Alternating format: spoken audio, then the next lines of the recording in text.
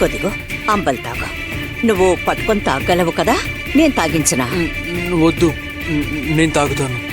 మెల్లగా తాగుకో, కాలుతోంది.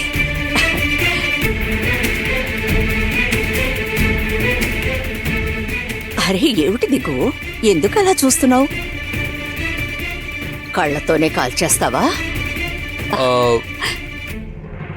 అమ్మ, అది సక్కు సక్కు ఎక్కడుంది? అది కాదు, మీరిద్దరూ కనపడుతున్నారు, కానీ సక్కు నాకు ఇంట్లో కనిపించలేదు.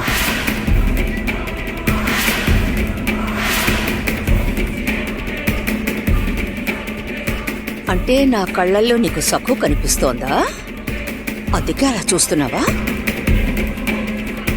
అరే సక్కు ఉందిరా, ఇంట్లోనే ఉంది. ఇంట్లో ఉండకుండా తనెక్కడుంటుంది చెప్పు?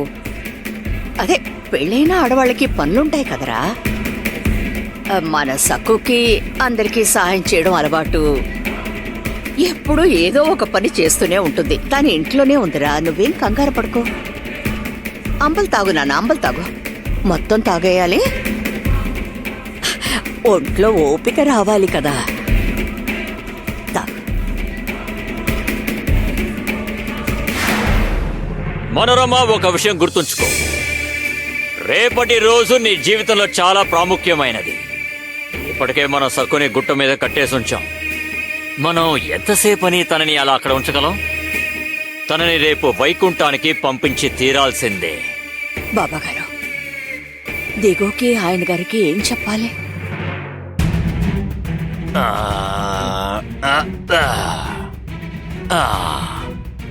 ఇదిగో తీసుకో. ఏంటిది? ఈ చూర్ణాన్ని దిగుకివ్వు, తీసుకెళ్ళు.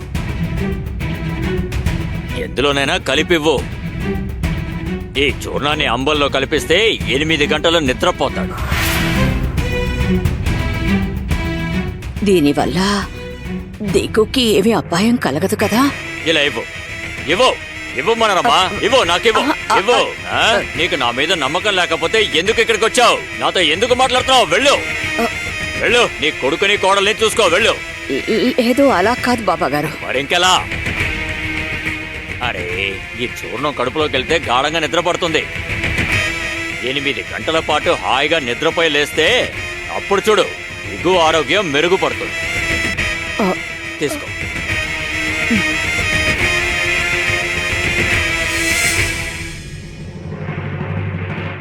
అమ్మా, తీసుకో. కడుపు నిండిందా నాన్న, లేకపోతే ఇంకొంచెం తేనా? వద్దమ్మా, నాకు చాలు. కాస్త నీరసంగా ఉంది, నేను పడుకుంటానమ్మా. అలాగే పడుకో, ప్రశాంతంగా పడుకో. మెల్లగా.